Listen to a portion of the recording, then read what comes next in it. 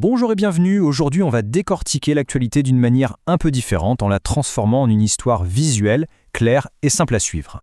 La question de départ est simple. Qu'est-ce qu'une seule journée de nouvelles peut vraiment nous dire sur un pays? Eh bien, on va tenter d'y répondre. On va plonger dans les gros titres en Algérie, à la date du 27 mars 2026, pour voir un peu ce qui se dégage, quelles sont les grandes dynamiques à l'œuvre. Alors pour mettre un peu d'ordre dans tout ça, on a organisé les événements de la journée en quelques grandes catégories. On va parler de diplomatie, ensuite on verra ce qui se passe à l'intérieur du pays, on jettera un œil sur les grands enjeux mondiaux et on terminera sur une note plus culturelle et sportive. Allez, on commence tout de suite avec la politique étrangère. Et ce jour-là, on peut dire que l'Algérie était particulièrement active sur la scène internationale, avec un focus très net sur ses relations avec ses grands partenaires en Europe et ailleurs. Et justement, un événement majeur a retenu l'attention, la décision de réactiver le traité d'amitié, de bon voisinage et de coopération avec l'Espagne, celui qui datait de 2002. C'est vraiment un geste fort, surtout quand on sait que les relations étaient un peu tendues ces derniers temps. Et pour bien marquer le coup, le ministre espagnol des Affaires étrangères, lors de sa visite, a vraiment mis l'accent sur le côté stratégique de cette relation. Il a même dit que l'Algérie n'était pas juste un partenaire, mais, je cite, « avant tout, un ami ». Et derrière les mots, il y a les chiffres. Et là, le chiffre parle de lui-même. 8,5 milliards d'euros. C'est le volume des échanges commerciaux entre l'Algérie et l'Espagne, rien que pour l'année 2025. Ça donne une idée concrète du poids économique de ce partenariat. Ce qui est vraiment intéressant à observer, c'est le grand écart diplomatique en une seule et même journée. D'un côté, on a une situation, disons, délicate avec la France, et de l'autre, un ton complètement différent avec l'Indonésie, où l'on célèbre un partenariat stable et des liens économiques forts. Deux salles, deux ambiances, comme on dit. Bon, après ce tour d'horizon diplomatique, il est temps de voir ce qui se passe à l'intérieur des frontières. Parce que oui, pendant que les diplomates s'activaient, le pays bougeait aussi, avec des réformes importantes qui se préparaient. Parmi ces réformes, il y en a une qui est assez structurelle. Elle concerne l'autorité nationale indépendante des élections. L'idée, c'est de la recentrer sur son cœur de métier. En gros, on la libère de toute la partie logistique pour qu'elle puisse se consacrer à 100% à ses missions de surveillance du processus électoral.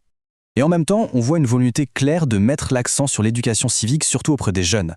L'exemple parfait de ça, c'est ce concours national lancé pour les étudiants, avec pour thème la Constitution et la citoyenneté. Et pour aller encore plus loin dans cette démarche, une nouvelle plateforme numérique vient de voir le jour. Le but est simple, rendre la Constitution, qui peut paraître un peu austère, beaucoup plus accessible et compréhensible pour les jeunes générations. Au-delà des grandes réformes, les nouvelles du jour parlent aussi de choses très concrètes qui touchent directement le quotidien des gens. On a par exemple des annonces sur le soutien social, la modernisation de la flotte d'Air Algérie ou encore des informations pratiques pour les pèlerins. Bien sûr, l'Algérie n'existe pas en vase clos et les actualités de ce 27 mars le rappellent bien. Ce qui se passe dans le monde a des répercussions directes sur le pays. On apprenait par exemple que la tension montait d'un cran au Moyen-Orient. On en était à la 4e semaine d'escalade militaire dans le Golfe, avec cet ultimatum de Donald Trump contre l'Iran qui a finalement été repoussé de 10 jours. Et forcément, ce genre de tension a un impact immédiat. Pour un pays producteur de pétrole comme l'Algérie, l'impact est énorme. Résultat, le prix du baril de Brent a grimpé en flèche pour atteindre 108 $. Ça change complètement la donne économique. Allez, on quitte un peu la géopolitique et l'économie pour passer à quelque chose de plus léger, mais tout aussi important, la culture et le sport. C'est aussi ça, le pouls d'une nation. Et ce jour-là, il y avait un événement culturel assez sympa, le lancement d'un tout nouveau festival d'humour.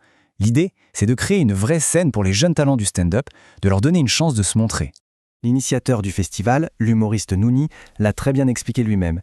Il dit en substance qu'il y a de la matière, qu'il y a des jeunes talents, et que son rôle, c'est de les guider et de les mettre sur scène dans les meilleures conditions possibles.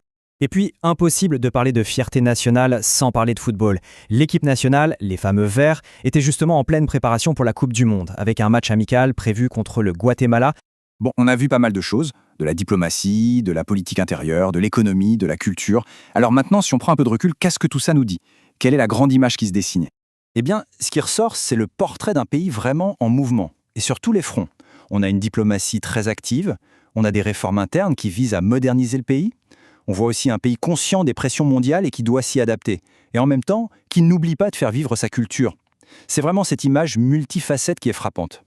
Finalement, ça prouve qu'une journée d'actualité, qui pourrait sembler banale, est en fait une fenêtre fascinante sur les défis et les ambitions d'un pays. C'est un instantané très riche, et ça laisse songeur. Si une seule journée nous en dit autant, quelle histoire est en train de s'écrire pour les années à venir ?